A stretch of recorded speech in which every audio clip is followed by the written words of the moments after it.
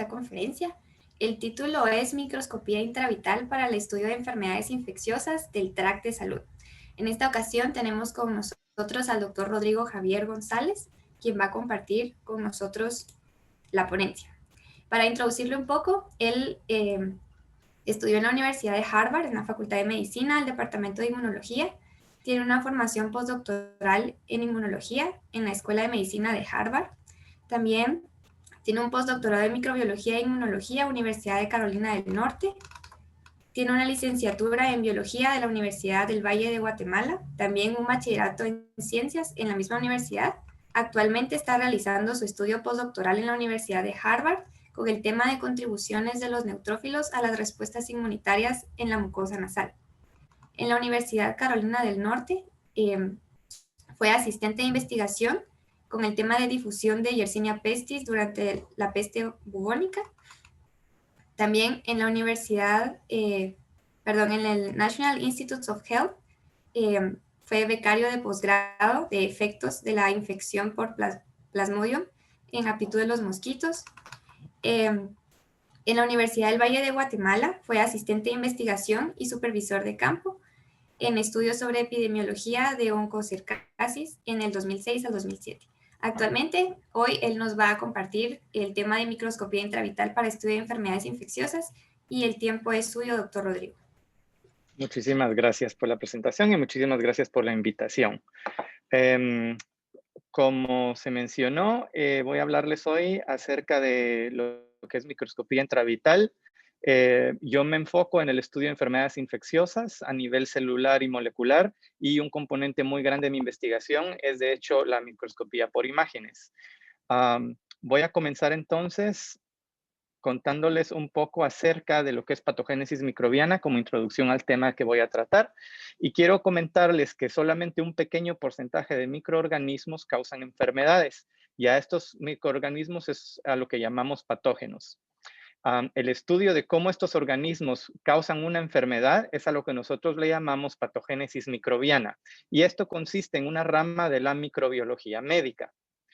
La respuesta del cuerpo a la presencia de cualquiera de estos patógenos es el centro de estudio de otra rama de la medicina, a la que denominamos inmunología. Y es importante para nosotros entender que es comprender los detalles de cómo un organismo nos infecta y cómo el cuerpo responde a la infección es esencial para el control de las enfermedades infecciosas. Los patógenos se dividen en muchos grupos dependiendo a sus distintas particularidades a nivel celular y molecular. Y grupos representativos, grupos muy grandes, son los hongos, que incluyen organismos que causan enfermedades como la histoplasmosis, hongos de la piel, etc. Los parásitos, como los causantes de la malaria o de la leishmaniasis, los virus, que causan enfermedades como el SIDA, el COVID-19, etcétera. Y el día de hoy voy a enfocarme un poco más en lo que son bacterias, organismos que causan enfermedades como la tuberculosis, la peste bubónica, salmonelosis, etcétera. Para comentarles un poco acerca de las bacterias y cómo causan enfermedad, voy a utilizar como ejemplo uno de los mecanismos moleculares que estos organismos utilizan para enfermarnos o para infectarnos. Lo que ven aquí es una fotografía del lado izquierdo que representa el llamado sistema de secreción 3, que es literalmente una nanoaguja que se encuentra en la superficie de las bacterias, representada aquí en este óvalo, y esta nanoaguja puede interactuar directamente con una célula del sistema inmune, en este caso un macrófago, para servir como método para transportar proteínas producidas por la bacteria hacia la célula invasora, en una forma más o menos similar a lo que vemos acá. Entonces, esto es muy relevante porque las bacterias, las células del sistema inmune van a tratar de combatir a las bacterias que nos infectan, pero estas bacterias van a responder también, ¿verdad? Entonces, es a esta guerra del sistema inmune en contra de la bacteria y la bacteria en contra del sistema inmune a lo que nosotros le llamamos infección. Y cuando hay un desequilibrio y los tejidos empiezan a distorsionarse o a ser dañados, es esto a lo que le llamamos a lo que llamamos enfermedad. Ahora, ¿Qué tanto sabemos acerca del sistema inmune y cómo interactúa con un patógeno? Bueno, hay dos tipos de estudios que se hacen para entender estas interacciones. Primero, los estudios in vitro y segundo, los estudios in vivo o también conocidos como modelos animales. Los estudios in vitro son muy relevantes, son utilizados por la mayor parte de laboratorios posiblemente, pero tienen un problema muy grande. Los estudios in vitro no toman en cuenta aspectos muy importantes de la biología de los organismos, como por ejemplo la circulación sanguínea o interacciones entre otros tipos de células. O por ejemplo, tampoco contienen algunos de los péptidos que son importantes o de los péptidos, otras moléculas que son importantes para desencadenar alguna reacción a nivel molecular o a nivel celular.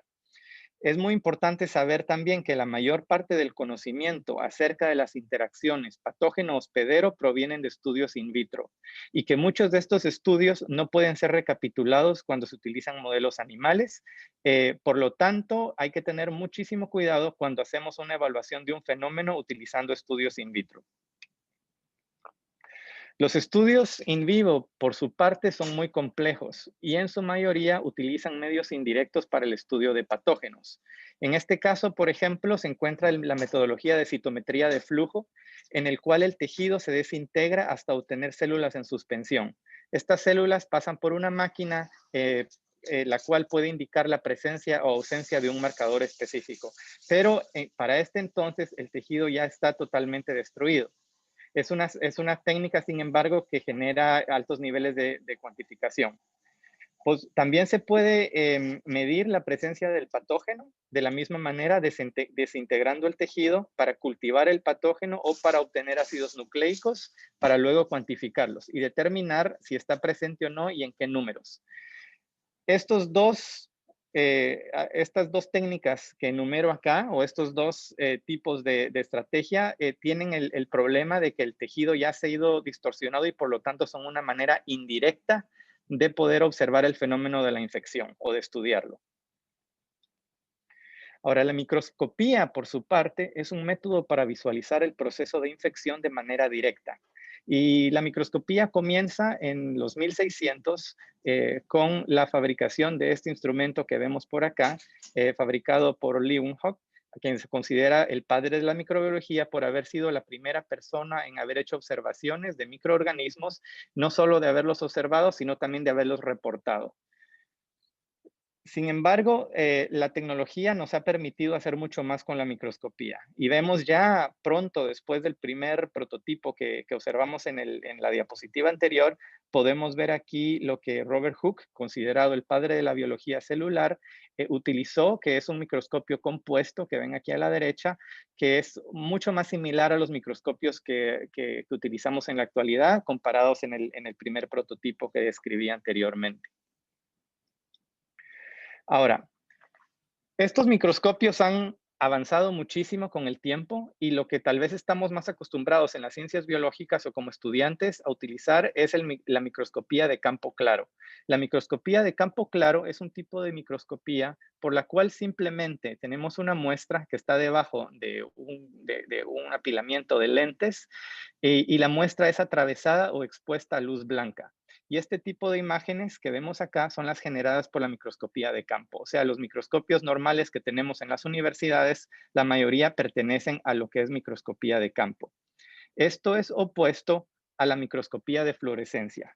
La microscopía de fluorescencia marca una nueva era en la observación de fenómenos biológicos de manera directa. Y es posible gracias a la presencia de moléculas que llamamos fluoróforos.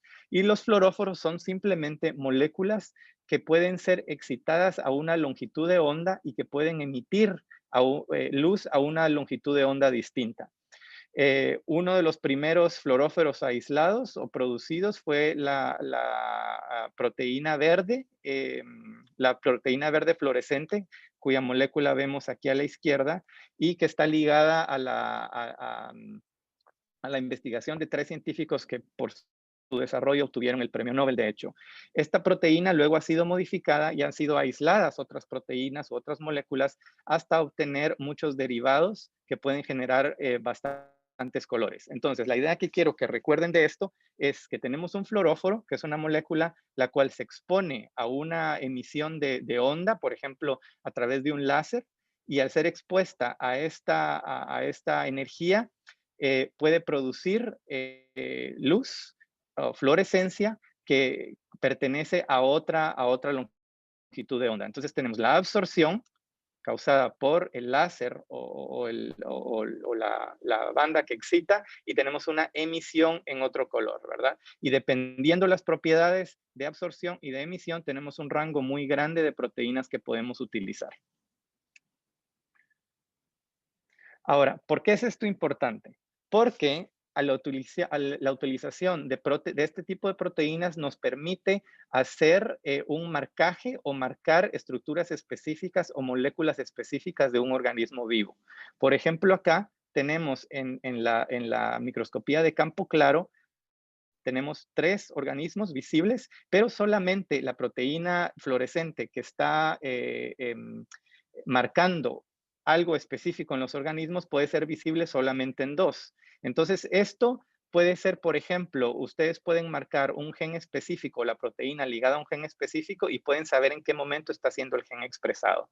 Entonces, no solo podemos visualizar los organismos en sí, como se hacía con las tecnologías anteriores, sino que podemos marcar también moléculas específicas. Este es un ejemplo muy común de un tejido animal en el cual tenemos el marcaje de este tipo de moléculas. Por ejemplo, tenemos en verde el núcleo celular, que generalmente se hace con un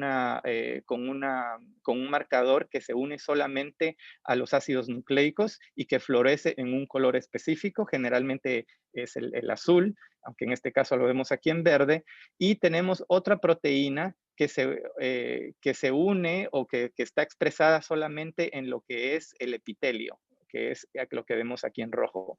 Entonces, utilizando esta tecnología, utilizando el marcaje a través de proteínas fluorescentes, podemos ver 2 estructuras y confirmar que son 2 estructuras distintas molecularmente y estructuralmente: el núcleo celular y el epitelio de este tejido. Ahora, luego de hablar un poco sobre la microscopía de fluorescencia, voy a pasar a la siguiente tecnología que fue desarrollada, que es la microscopía de escaneo de láser, y cuyo objetivo es mejorar el contraste. Entonces, si volvemos a la diapositiva anterior, podemos ver que se puede visualizar muy bien los componentes, pero hay cierto problema con el contraste, ¿verdad? Hay cierto tipo de fondo que no permite obtener una imagen nítida. Entonces, para resolver este problema, se inventó el microscopio confocal. Y utilizando la microscopía confocal, el objetivo principal es filtrar la luz para eliminar la luz que está fuera de foco. Lo que quiero mostrarles aquí, ven este cono de luz, es que la excitación que proviene de un láser se da de tal forma en la que ustedes pueden imaginarse más o menos la utilización de un lente de magnificación o una lupa en la cual se pone una luz, por ejemplo, cuando se pone con el sol, ¿verdad? Y se forma un cono de excitación. Entonces, este es el cono que visualizamos acá y esta es la forma de visualizarla en el microscopio debajo del objetivo. Entonces, tenemos la filtración para eliminar la luz que está fuera de foco, y tenemos algo muy importante que es la visualización de un plano a la vez. Esto está ilustrado por acá. Entonces, tenemos el cono de luz y tenemos la obtención de imágenes solamente en un plano de luz a la vez. Entonces, esto tiene la ventaja de que elimina la luz que no está enfocada. Y un problema con esta tecnología es que los tejidos, por supuesto, tienen que fijarse y tienen que cortarse, porque la penetración es bastante baja. Entonces tienen, como en otro tipo de microscopía, tienen que hacer cortes bastante finos del tejido para poder observarlos. Y este es el resultado que se obtiene con esta tecnología. Entonces, esta es la tecnología de fluorescencia o epifluorescencia que les mostré anteriormente, y estos son los resultados que se obtienen con la microscopía confocal. Entonces, pueden notar que la mejora en el contraste hace un cambio totalmente grandioso en cuanto a la obtención de resolución, ¿verdad? Aquí ya podemos ver estructuras mucho mejor definidas. Ahora imagínense esto con mucho más marcadores y mucho más moléculas, se puede obtener información que se acerca mucho más al fenómeno biológico. Ahora, ya que discutimos lo que es epifluorescencia y microscopía confocal, vamos a hablar un poco de la microscopía de dos fotones. Ahora, les comentaba que la microscopía confocal pues nos da una resolución muy alta, nos da imágenes muy claras, nos permite marcar organismos para establecer su composición celular y para ver su estructura y para ver la arquitectura, etcétera, etcétera, pero tenemos el problema de que no puede penetrar mucho, ¿verdad? Entonces tenemos que hacer cortes bastante finos para montar nuestras muestras y poderlas observar, que es muy normal para cualquiera de los que hemos hecho algún tipo de microscopía, ¿verdad? Hacer cortes. Entonces, ¿de dónde vienen los problemas de penetración? Bueno, primero tenemos que tomar en cuenta, lo más importante en este aspecto es que no toda la luz alcanza el punto focal, ¿verdad? El punto focal es, recuérdense del ejemplo que les di de la lupa o del lente de magnificación y el cono de luz, ¿verdad? Ese punto en el que el sol empieza a quemar, eso le vamos a llamar al punto focal. Entonces, no toda la luz alcanza el punto focal. ¿Por qué? Porque los tejidos tienen un conjunto de moléculas y células que afectan que la luz pueda viajar en una línea recta y hay absorción, o sea, muchos de estos tejidos absorben la luz que quiere viajar hacia el punto focal y hay dispersión. O sea, mucha de la luz simplemente cambia la dirección para no puede avanzar en línea recta. Entonces, esto por supuesto depende del grosor de la muestra. Entre más gruesa sea la muestra, más absorción va a haber y más dispersión va a haber. La absorción, por su parte, depende de la banda de excitación. Entonces, ya les hablé de que hay una fuente de energía que va a proporcionar la excitación. En este caso, o en el caso de la microscopía moderna, va a ser un láser. Entonces, vamos a ver aquí que la banda de excitación puede ser bastante amplia, como vemos aquí en este espectro, y a longitud de onda mayor tenemos también menos dispersión. O sea, entre más nos vamos aquí hacia la derecha, tenemos menos dispersión. Em, por esta razón, porque si nos acercamos más a la derecha, a lo que vemos aquí, solo voy a corregir esto acá, ¿verdad? Aquí, en esta zona de aquí, de hecho a la derecha, tenemos menor dispersión, entonces se ha escogido para el desarrollo de la tecnología de dos fotones a lo que se le denomina la ventana roja o ventana cerca a infrarrojo, porque presenta una absorción y dispersión mínimas. Entonces aquí podemos ver toda la gama de ondas. Tenemos los rayos X, la ventana ultravioleta. Esta es la luz visual, ¿verdad? Entonces, esto es lo que utilizamos en campo claro para eliminar nuestras muestras. Y si nos pasamos al infrarrojo, si tomamos solamente esta fracción del infrarrojo, esto es a lo que denominamos una ventana cercana a infrarrojo. Y esto tiene un efecto enorme en qué tanto podemos penetrar en el tejido. Les voy a mostrar. Si ustedes alguna vez se han puesto a jugar con un láser para dar alguna presentación, la mayor parte de láseres viene en colores verde, púrpura o rojo.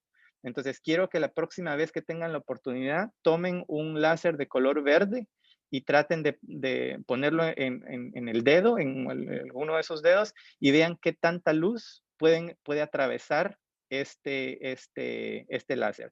Quiero recordarles que esta excitación está más o menos de este lado, ¿verdad? Yéndose hacia la izquierda. Ahora vamos a utilizar un láser rojo que se va a ir hacia la derecha y la diferencia es enorme, ¿verdad? Entonces, de nuevo, si ustedes ponen el láser verde en su tejido, ven que no hay mucha penetrancia, ¿verdad? Entonces, si hagan de cuenta que el punto focal estuviera acá, donde ustedes quisieran observar, y la excitación es esta, que obtienen nada, muy poca luz. Pero si por el contrario utilizan bandas que van hacia el rojo, entonces la penetrancia es bastante, bastante alta, ¿verdad? Entonces, esto es un fenómeno que se utilizó como ventaja para la utilización de este tipo de microscopía. Ahora, otro principio importante o que define a la microscopía de dos fotones es el que voy a describir a continuación. Y para esto quiero que pensemos en lo que es la excitación de un fotón que es cualquier excitación que nosotros utilizamos en otro tipo de microscopía, incluyendo la microscopía confocal o de epifluorescencia. Entonces, el principio es este. Tenemos un fotón que excita un fluoróforo. Ya discutimos lo que es un fluoróforo, ¿verdad? Entonces, hay un estado excitado y hay un estado basal. Cuando el fotón excita a este fotón, se llega al estado excitado y luego cuando se baja al estado basal, se libera luz en una longitud de onda específica, ¿verdad? Entonces se produce luz. Entonces tenemos un fluoróforo, se excita con un láser, eso hace que se llegue al estado excitado del fluoróforo, luego se baja al estado basal y esto produce luz, ¿verdad? Ahora, lo que pasa con el fenómeno de excitación de dos fotones es que en lugar de utilizarse un fotón, se utilizan, como el nombre lo sugiere, dos fotones, pero estos dos fotones van a proporcionar solamente cada uno la mitad de la energía necesaria para la excitación, ¿verdad? Entonces es energía bastante baja en comparación a lo que vemos acá. Ahora, estos dos fotones para poder excitar al fluoróforo tienen que llegar exactamente al mismo tiempo. Entonces, cuando se suma la energía de un fotón con la energía del otro, exactamente al mismo tiempo, entonces se puede recuperar el fenómeno visto acá, que de igual manera se va a ver una excitación, un paso al estado excitado y luego bajar al estado basal y se emite luz de igual manera, ¿verdad? Entonces tenemos un fotón, ¿verdad? Y dos fotones que generan la mitad de la energía, pero solamente cuando llegan al mismo tiempo, ¿verdad? ¿Por qué es importante esto? Porque la probabilidad de que dos fotones alcancen a un fluoróforo se da solamente en el punto focal. Entonces, esto es la energía de un fotón, es el cono que les mencioné anteriormente, y esto es dos fotones, ¿verdad? Esto es lo que les estoy describiendo ahora. Entonces, recuérdense que aquí hay muchos fotones, pero solamente proporcionando la mitad de la energía y solamente cuando se encuentran en este punto pueden excitarlo. Entonces, si vemos, se recuerdan el cono que les mostré anteriormente con la tecnología de un fotón, tenemos este cono de luz. Ahora con dos fotones tenemos solamente un punto de luz. En esta parte de arriba y en esta parte de abajo no hay excitación, solamente en este punto específico. Y cuando tomamos este punto específico y lo sobreponemos al punto focal para hacer observaciones, entonces lo que obtenemos es algo, digámoslo así, milagroso. Tenemos baja fototoxicidad, ¿verdad? Esta luz puede ser tóxica y puede dañar los tejidos, es un láser, ¿verdad? En cambio, en este caso, todo este tejido que pudiera estar acá, en la zona aledaña de nuestro punto focal, no está siendo tocado por la luz, no hay una excitación alta, solamente el punto que estamos observando. Entonces, la fototoxicidad es mucho, mucho, mucho más baja que la que podríamos observar con esta tecnología. Y número dos, perdón aquí por el error, lo que ya les comenté anteriormente, es que la penetrancia es bastante alta. Entonces, no necesitamos cortar el tejido, ¿verdad? Entonces, lo que yo quiero que recuerden es que la microscopía de dos fotones tiene dos ventajas. Uno, baja fototoxicidad por la generación de este único punto de excitación en lugar de este cono, ¿verdad? Que hay acá. Y alta penetrancia. No se necesita cortar el tejido. Ahora, ¿por qué es importante esto? ¿Por qué es importante no cortar el tejido? Bueno, primero les voy a describir cómo se obtienen entonces las imágenes. Entonces, vamos a ver que para obtener las imágenes en este tipo de microscopía, vamos a utilizar vamos a obtener lo que le llamamos secciones ópticas. Y vamos a suponer que aquí en amarillo, esta es nuestra muestra, este es el objetivo del microscopio, y lo que vamos a ir haciendo es vamos a ir tomando imágenes solamente de un plano a la vez, ¿verdad? Entonces, a esto le llamamos una sección óptica. Y este plano, cuando lo presentamos en una imagen, es simplemente una sección que la podemos ver en el contexto de X y Y, perdón, aquí por el error. Luego podemos apilar muchas de estas secciones a través de un software especializado y podemos generar un apilamiento. Y esto nos permite hacer cosas que les voy a mostrar a continuación, que son bastante transformativas para el estudio de fenómenos biológicos. Entonces, recapitulando, ¿verdad? Tenemos epifluorescencia, luego tenemos microscopía confocal y en la microscopía de dos fotones ya podemos ver a profundidad, ya podemos ver imágenes, digamos que apilar para crear la ilusión de tercera dimensión. Entonces, aquí lo que les quiero mostrar es un ejemplo de un tejido en el cual estamos estudiando vacunas. Entonces, este es un tejido de la mucosa nasal en el cual yo suministré una vacuna. Con el software este que les digo, hago un, vamos a retrocederlo acá. Con el software este que les digo, yo hago una versión en 3D para que la visualización sea mucho más fácil.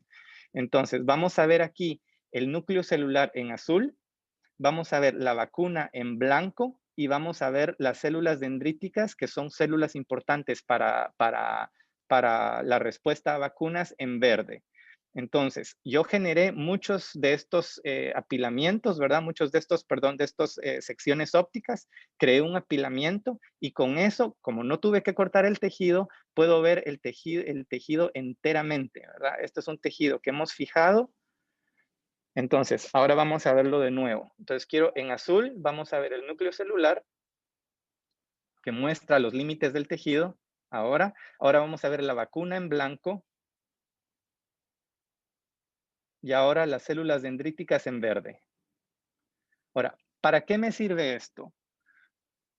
Uno de los experimentos que hacemos con esto es simplemente mostrar que la vacuna que estamos desarrollando atrae a las células dendríticas que sabemos que son para el desarrollo de protección contra un patógeno, ¿verdad? Entonces, este tipo de visualización de esta forma no se puede hacer con ninguna otra tecnología, a menos que sea la generación de imágenes en tercera dimensión. Esto se puede evaluar también con técnicas indirectas, pero visualizarlo exactamente en el tejido relevante de esta manera es solamente posible con esta tecnología.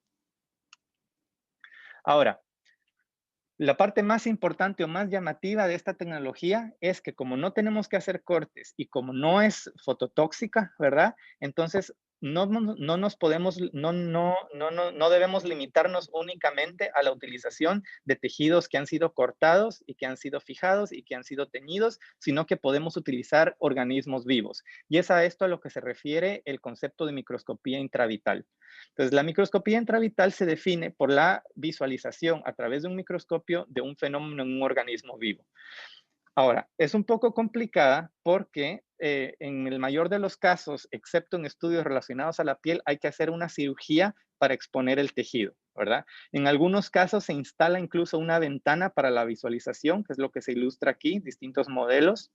Y la parte más importante es inmovilización del tejido. ¿Por qué? Porque recuérdense que a diferencia de los tejidos que estamos observando antes o lo que los he mostrado hasta ahora, en este caso tenemos a un organismo vivo que está respirando y aunque está anestesiado, está moviéndose. Y poner un organismo que está moviéndose debajo del microscopio genera un movimiento tan grande que que nos es imposible generar una imagen que no sea borrosa.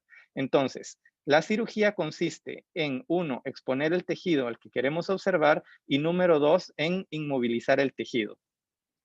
Aparte de eso, tenemos que estar muy atentos al monitoreo de parámetros fisiológicos, por ejemplo, la temperatura del animal y el flujo sanguíneo del animal, entre otros parámetros. Entonces, en este caso ya estamos lidiando con un nivel de trabajo muchísimo más grande que el que se haría con la microscopía convencional, pero la información que tenemos también es mucho, mucho más grande y mucho más relevante a nivel biológico. Tenemos muchísimos modelos que se han desarrollado a través del tiempo. Por ejemplo, aquí les estoy mostrando un modelo de microscopía intravital del nódulo linfático. Entonces, en este estudio se desarrolló un modelo en el cual el nódulo linfático es aislado. Aquí vemos la descripción de toda la maquinaria necesaria para poder tener el tejido sin movimiento, la cirugía que se hace para visualizar y aislar el nódulo linfático, ¿verdad? Aquí está el nódulo linfático y luego aquí un esquema que muestra el enfoque general. Entonces tenemos aquí el objetivo, aquí tenemos parte del tejido, tenemos los vasos sanguíneos y tenemos el nódulo linfático aquí en el centro que está siendo excitado por el láser que viene por acá, ¿verdad? Para obtener las observaciones. Tenemos otros modelos un poco más drásticos. En este caso, por ejemplo, la mayor parte de estas cirugías son terminales, es decir, que al terminarse los experimentos o al terminarse las imágenes, el animal es sacrificado y ahí terminó la historia. Sin embargo, hay otros modelos más sofisticados en los cuales el animal puede ser reutilizado muchas veces. Y para esto se necesita la implantación de una ventana que queda permanentemente en el organismo. Entonces, por ejemplo, este es un modelo para hacer observaciones de microscopía intravital en el colon. Entonces, para esto se implanta en el abdomen una ventana, aquí vemos, con cristal, ¿verdad? Por lo general son materiales como titanio los que se utilizan y la cirugía tiene que ser bastante detallada, tomando en cuenta problemas de infección, etcétera, etcétera. La cirugía esta se hace con mucha anticipación antes de hacer las observaciones en el microscopio, se deja que sane el tejido y el animal sigue por bastantes días. Aquí vemos que tenemos un rango de 3 a 13 días, ¿verdad? En la que esta ventana está disponible. Para este entonces la herida ha sanado y el animal no tiene ninguna molestia derivada de esta ventana y se puede poner, se anestesia el animal y se pone debajo del microscopio y se pueden hacer observaciones directas del colon gracias a la transparencia de esta ventana. Se han desarrollado muchos más modelos. Aquí les muestro un gráfico que muestra, por ejemplo, modelos para el intestino delgado, para el riñón, para el páncreas, para el hígado, para los pulmones, para la piel, el cerebro, el colon que les mostré anteriormente, la próstata, nódulos linfáticos y muchos otros más. Se siguen desarrollando varios modelos y hay muchos tejidos que todavía no han podido ser visualizados. A pesar de que hay alta penetración por esta tecnología, aún estamos limitados por la utilización de algunos milímetros. O sea, no podemos ir tan profundo como para visualizar un hígado a través de la piel, ¿verdad? Tenemos que exponer el hígado antes. Además de esto, cada órgano tiene características que hacen más fácil o más difícil la visualización. Por ejemplo, altos contenidos de sangre interrumpen la penetrancia. Entonces, órganos como el hígado, por ejemplo, son un poco más difícil de visualizar en las capas que están bastante adentro del tejido. Entonces, ¿qué es lo que en verdad podemos observar con esta tecnología? Aquí les estoy mostrando un ejemplo de la visualización de las células B, que son esenciales para la respuesta inmune durante una infección viral. Entonces, el objetivo de este estudio era determinar el movimiento de las células B en las cuales son mutantes en este caso, entonces no tienen un gen específico, y las células B que sí tienen este gen, y compararlas a las dos. Entonces tenemos aquí el virus en verde, tenemos las células B mutantes en rojo y las células B no mutantes o wild type en azul. Entonces, lo que vemos aquí, la ilusión de movimiento se genera por la obtención de bastantes de estos apilamientos que les mencioné anteriormente y la alineación de estos apilamientos en el tiempo, ¿verdad? Entonces, con esto luego podemos medir la velocidad de cada una de estas células y comparar y hacer los estudios de, por ejemplo, si la célula B mutante se mueve más lento, sabemos de que ese gen tal vez es el responsable por generar el movimiento en este tipo de células en específico. Aquí tenemos otro ejemplo relacionado a la presencia de neutrófilos, que son células del sistema inmune también, muy importantes durante la respuesta a bacteria. Entonces, tenemos los neutrófilos aquí, neutrófilos en púrpura, y vemos cómo al notar la presencia de la bacteria, empiezan a adherirse en el tejido. También en lo que es una lesión, con un láser se hace una lesión en el tejido y vemos cómo los neutrófilos se aproximan inmediatamente a este tejido, posiblemente para contribuir a procesos relacionados a la recuperación del tejido.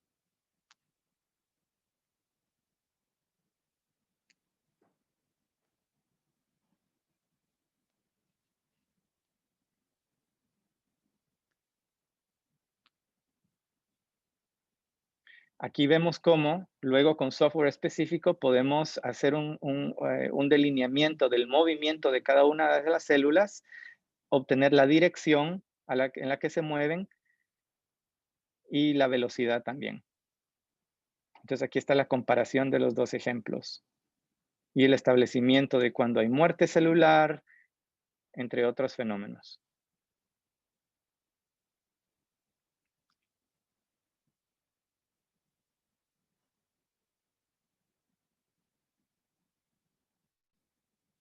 Aquí vemos cómo un neutrófilo entra en contacto con una bacteria en el momento preciso. Este es el tipo de observaciones que no se pueden hacer con las otras tecnologías que les mostré anterior.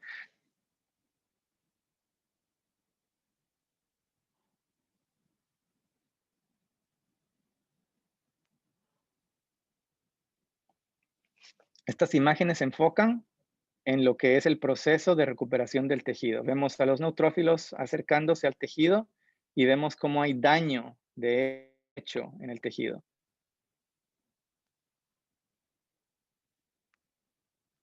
Podemos verlo a una resolución bastante alta y a través de software podemos jugar con la estructura de cada una de las células y determinar si hay muerte celular o si hay contacto con otro tipo de organismos, etcétera, etcétera.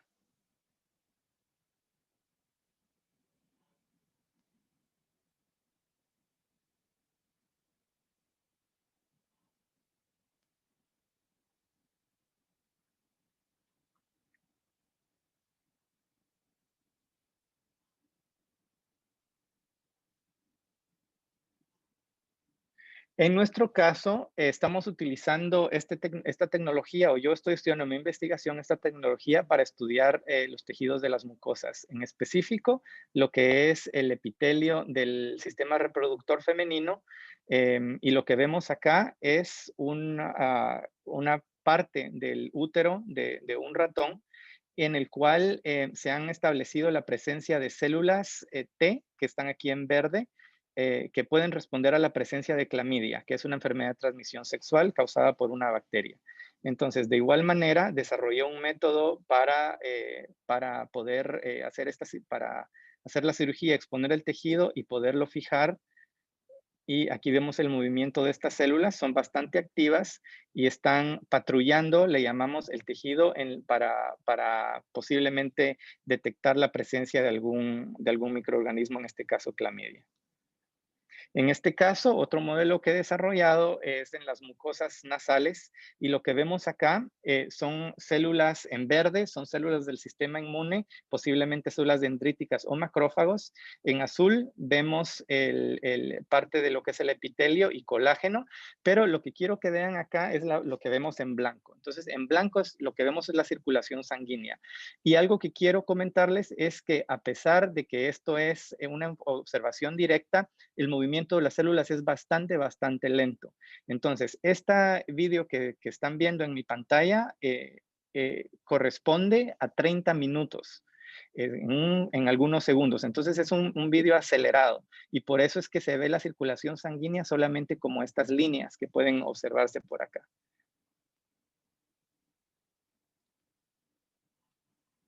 Y con esto quiero concluir solamente diciéndoles que quiero que recuerden que los estudios en vivo son esenciales para comprender las interacciones patógeno-hospedero, que la microscopía intravital consiste en la utilización de imágenes a través de un microscopio en un organismo vivo y que la microscopía de 2 fotones ofrece la posibilidad de observar distintos estadios de una infección en el contexto de un organismo vivo y de manera dinámica, definiendo altos niveles de resolución el rol del patógeno y del hospedero durante una infección.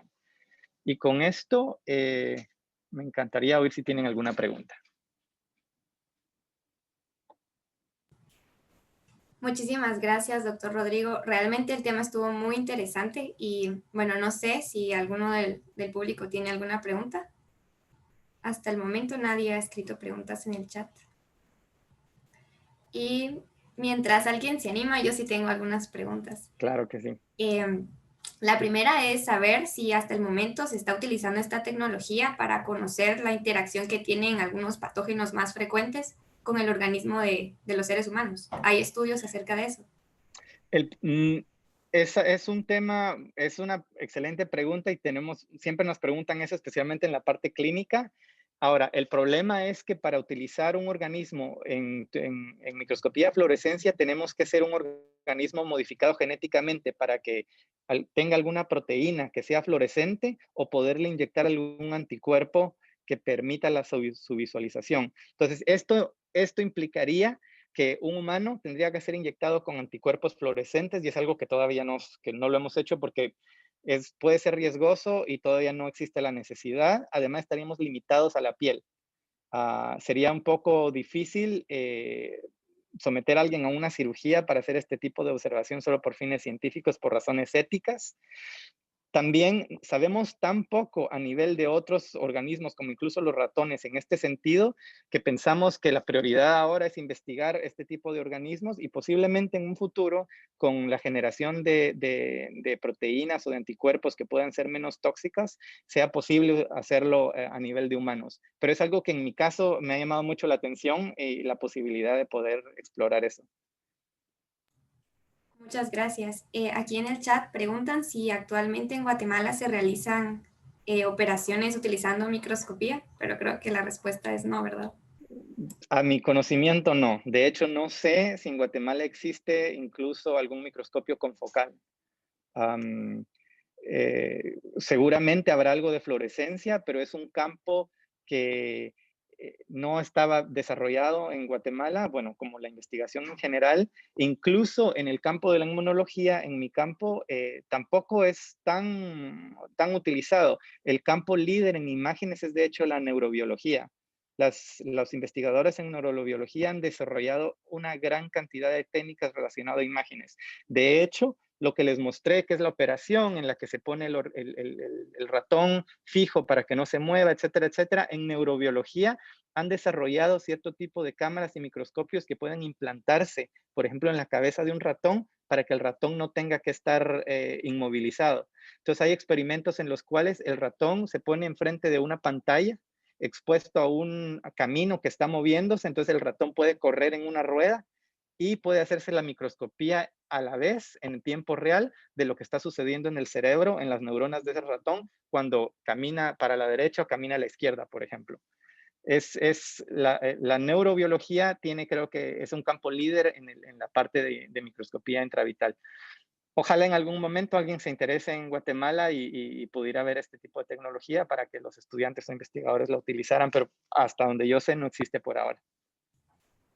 Claudia en el chat nos menciona que sí, hay un microscopio de fluorescencia en INVEGEM, pero no tiene conocimientos que hay en otros lugares. Entonces, hasta el momento, eso es lo que Ya. sabemos. Y existe fluorescencia en lo que es epifluorescencia, que se necesita solamente una lámpara de mercurio, por ejemplo, de halógeno, ¿verdad? Es una tecnología, digamos que no tan reciente y mucho más común y mucho más barata. Ahora, la microscopía confocal sí requiere de la utilización de un láser y eso la hace muchísimo más cara.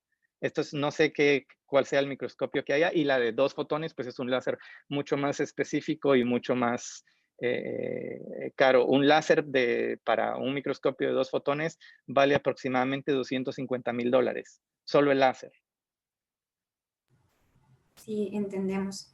Bueno, yo hasta donde pude comprender es tecnología para investigación, ¿verdad?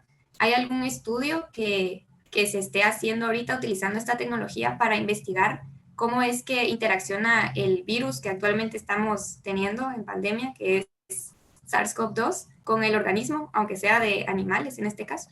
De hecho, nosotros estamos trabajando en eso. Parte de nuestros proyectos es trabajar con este virus y estamos ahorita en el proceso de aislamiento del virus y la producción de virus que pueda que pueda generar fluorescencia para poder ver si podemos hacer este tipo de observaciones.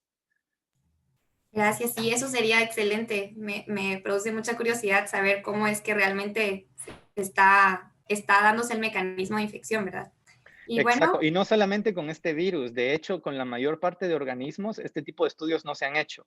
Como mencioné, la mayor parte de estrategias para estudiar las interacciones entre patógeno y hospedero son de manera indirecta por la falta de tecnología y se sabe muy poco acerca de exactamente cuál es la primer célula que el organismo, el patógeno encuentra y cómo esta célula responde a nivel individual. Y si nos imaginamos la infección, es posiblemente eso lo que suceda, ¿verdad? Posiblemente son 3, 4 o 5 microorganismos los que logran penetrar al tejido y son estos los que van a definir el resultado de la infección. Y a estos 4 o 5 organismos les llegarán 10, 15, 20 células del sistema inmune, ¿verdad? Es algo que no puede ser cuantificado o observado a menos que se utilice tecnología como esta. Es excelente y es muy interesante. Esperemos que en un futuro esta tecnología se pueda utilizar en el área clínica, ¿verdad? Y finalmente, creo que no hay más preguntas y yo tengo una última y es, ¿qué tan pequeño o qué, bueno, sí, qué tan pequeño puede ser una molécula que pueda ser observada con esta tecnología? La molécula, de hecho, en sí no es lo que es observada, sino que la molécula se une a un fluoróforo. Entonces, a nivel genético, por ejemplo, uno puede tener una molécula, un marcador para el epitelio, ¿verdad? Que es de cualquier tamaño. Entonces, se introduce el gen de la proteína fluorescente verde a la par de la sección del ADN que codifica para la proteína que nos interesa, o se utiliza el promotor de la proteína que nos interesa para expresar la proteína verde. Hay muchos niveles muchas formas de hacer esto, pero en sí, la proteína en sí no se visualiza, sino que se puede visualizar la producción de la proteína o la proteína fluorescente que ha sido unida a esta proteína. También la visualización se puede dar a cabo a través de anticuerpos que se unen a la proteína de interés. Pero en sí lo que visualizamos únicamente va a ser el fluoróforo, no la proteína en sí, a menos que esta proteína tenga propiedades de fluorescencia, ¿verdad? Que normalmente en un mamífero no vamos a tener proteínas que van a ser fluorescentes. Existe autofluorescencia, pero los niveles son muy bajos para poderlos visualizar. Gracias, doctor. Mónica en el chat pregunta, ¿con estos métodos de fotones y de fluorescencia se logra determinar los tratamientos para ciertos tipos de cáncer? En cáncer se utiliza muchísimo esta tecnología para visualizar, por ejemplo, cuáles son los tipos de células del sistema inmune que pueden acercarse a un tumor y, por ejemplo, si pueden destruirla o no. Entonces, se sabe que para algunos tumores, por ejemplo, en ciertas características especiales, existe células T que se van a acercar al tumor y van a poder o no destruir el tumor. Entonces, estas células pueden luego aislarse, hacer secuenciación, por ejemplo, y ver cuál es la diferencia con las que sí pueden y no pueden destruirlas. Entonces, claro que sí, esta tecnología se utiliza muchísimo, muchísimo en estudios relacionados a cáncer, no solo enfermedades infecciosas. Muchísimas gracias, doctor, por compartir con nosotros este tema y por brindarnos este conocimiento que para muchos de nosotros es nuevo. No sé si alguien más tiene alguna pregunta. Y si no es así, entonces le agradecemos mucho. Gracias por el tiempo que invirtió en esta conferencia y Muchísimas gracias a damos por ustedes. finalizada la ponencia. Muchas Les gracias. agradezco mucho por su tiempo también. Gracias a todos.